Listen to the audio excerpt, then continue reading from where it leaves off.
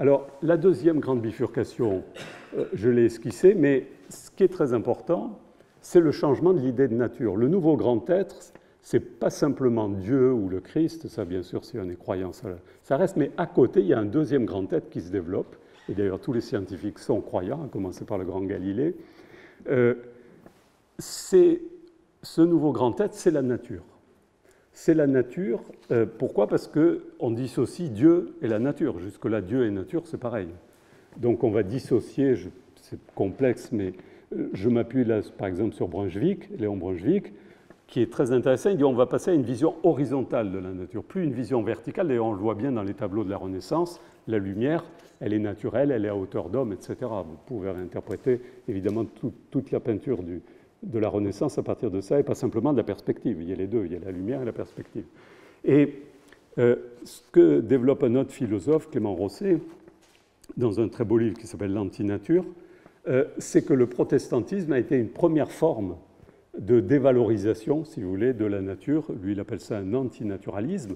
Et c'est cette condition, c'est pour ça que je cite Merleau-Ponty, là, ce ne sont pas les découvertes scientifiques qui ont provoqué le changement de l'idée de nature, c'est le changement de l'idée de nature qui a permis ces découvertes. C'est son cours au Collège de France sur la nature. Alors, deux voies d'exploration de ce nouveau grand être, celle de la science moderne, donc passer more géométrico, comme dit Galilée, interpréter, trouver des modèles, comme le dessine Véronèse, trouver des modèles et formaliser pour interpréter, trouver les lois de la nature, les décrypter, et l'alchimie. L'alchimie est une voie d'exploration des entrailles de la nature, et les plus grands scientifiques de l'époque sont, je vous l'ai dit, alchimistes, mais un des plus grands qui est connu, plus connu à l'époque au XVIIe que Copernic ou Galilée, il s'appelle Athanasius Kircher, par exemple, ou Agricola, qui est un des pionniers de la géologie. Alors, ils sont tous médecins, géologues, ils développent l'optique, etc. Et donc, le mystère, c'est celui de la transmutation des métaux, donc trouver la pierre philosophale, etc., dans la mesure où la nature est considérée comme un grand être vivant. Alors, toujours dans cette période, je vous ai parlé de Roger Bacon au XIIIe siècle, mais le prophète, si je puis dire, c'est Karl Popper qui le qualifie comme tel, c'est Francis Bacon. Francis Bacon qui va tout simplement dire avant Descartes qu'il faut dominer la nature grâce à la science. Donc c'est le grand programme de l'industriation qui va se réaliser avec l'industrialisation. Il est formulé à la fois par Bacon et par Descartes. Bacon, voilà quelques phrases, triompher de la nature par l'industrie. Et Bacon, alors pour votre affaire de progrès, je vous le signale, c'est le premier, donc dès les années 1610-1620, et c'est là qu'est l'origine de la notion de progrès. Je vous renvoie au beau travail de Franck Rouvillois sur l'idée de progrès, la notion de progrès, publiée aux éditions du CNRS. Il insiste bien, l'idée de progrès, elle ne naît pas au XVIIIe, tel qu'on l'entend aujourd'hui, elle naît chez Bacon, au début du XVIIe, tout simplement parce que jusque-là, progrédirer, c'était progresser dans l'espace. Et c'est Francis Bacon qui va faire du mot progrès, progresse, un sens temporel. Dans la vision qu'a Bacon, qui pourtant est le chancelier d'Angleterre, donc c'est un homme politique de premier rang et un philosophe, ce qui compte, c'est désormais la science au premier rang. Et il faudra faire de la science un outil appliqué pour triompher de la nature. C'est une idée moderne. L'idée d'appliquer la science par la technique, c'est une idée du XVIIIe et du XIXe siècle. Bacon ouvre la boîte de Pandore, si je puis dire, avec Descartes, en disant l'idée d'appliquer la science. Pour Galilée, tout ça, l'idée d'appliquer la science, ça n'existe pas. La science, c'est un moment de la culture. Par exemple, il n'a pas de moyen de mesurer la temporalité, il chante, Galilée. Il chante, ou il tape. Voilà. C'est les rythmes naturels ou la musique qui est associée à la science. L'idée d'appliquer la science pour être maître de la nature, c'est une idée du XVIIe et c'est l'idée de Bacon et bien sûr de notre cher Descartes. Donc là, la manufacture et l'académie sont associées. La manufacture va être la nouvelle institution industrielle liée à l'académie. L'académie, c'est le lieu où on applique la science. C'est l'idée, c'est le programme, c'est le rêve, l'utopie de Bacon dans la Royal Society que va copier Colbert et peu après avec Louis XIV. C'est l'idée, et ça a été fondé dès 1660, ils veulent appliquer le programme de Bacon, c'est-à-dire dans la Royal Society, pour l'amélioration du savoir naturel. L'idée, c'est donc la science expérimentale, la doctrine expérimentale, évidemment sous les auspices du roi et des savants. Alors, le grand tournant, c'est 1750, du point de vue philosophique. D'une part, c'est la naissance de l'économie politique, mais j'insiste pas, à travers des grandes bagarres, des grandes confrontations entre les libéraux industrialistes, les physiocrates, et les colbertistes et les mercantilistes. Le colbertisme est lié au mercantilisme.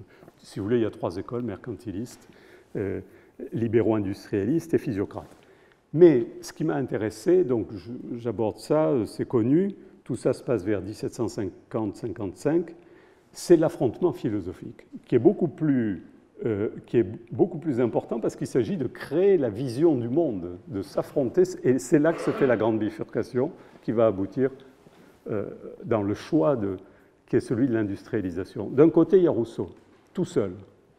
Et Rousseau introduit notamment dans les 2 discours, donc on est en 55, enfin 54-55, 51 puis 55, dans les 2 discours introduit une notion majeure qui est la perfectibilité, qui n'est pas le perfectionnement.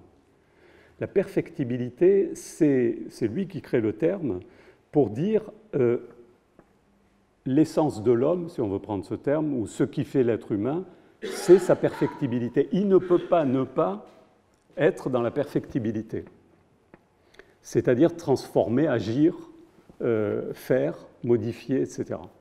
Peut-être améliorer. Ce n'est pas le perfectionnement, c'est Auguste Comte qui va, lui, passer de la perfectibilité au perfectionnement.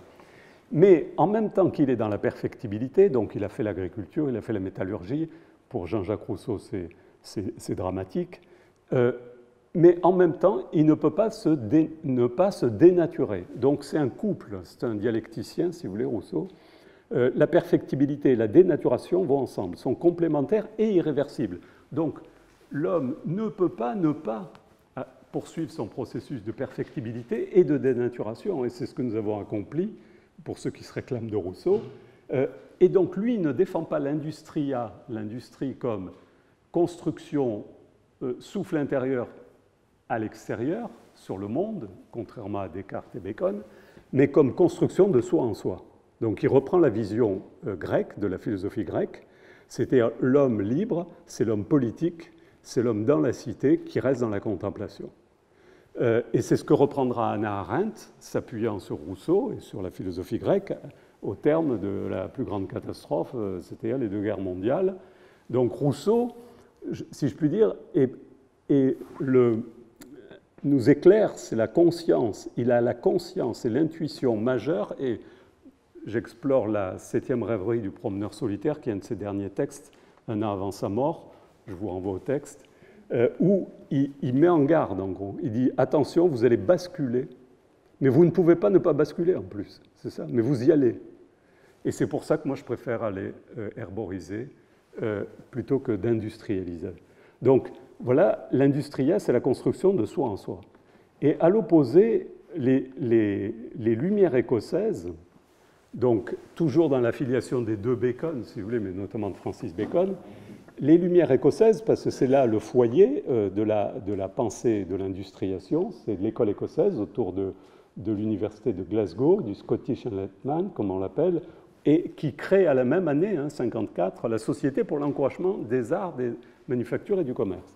Et donc, les 2 philosophes de tête, parce que Smith est d'abord un philosophe, contrairement aux âneries qu'on raconte, comme Hume est autant économiste que philosophe. Les 2 sont économistes et philosophes. Donc Hume dit en un mot, le gouvernement, le politique doit s'appuyer sur l'industrie.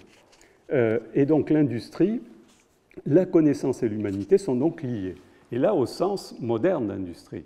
Donc Hume est complètement opposé à Rousseau, ce n'est pas du tout la construction de soi en soi, c'est vraiment la construction, conformément à la prophétie ou à la vision de Francis Bacon, dominer le monde, ce que dit Descartes, dominer la nature. Donc cette vision va être portée essentiellement donc, par l'école écossaise et britannique.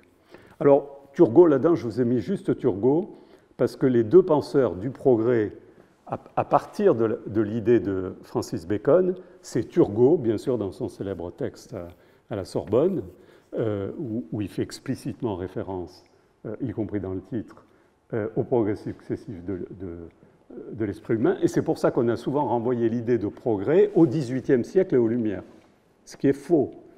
C'est bien antérieur, c'est Francis Bacon, c'est le début de la science moderne, mais c'est vrai que ceux qui l'ont le plus théorisé, c'est Turgot et bien sûr Condorcet, dans le texte Tableau historique, et Condorcet va même plus loin, puisque lui, il commence à entrevoir, troisième étape de la bifurcation, des lois de l'histoire. Donc on pourra prévoir même. Non seulement il y a une loi de l'histoire qui est celle du progrès, mais en plus on va pouvoir prévoir grâce à ces lois.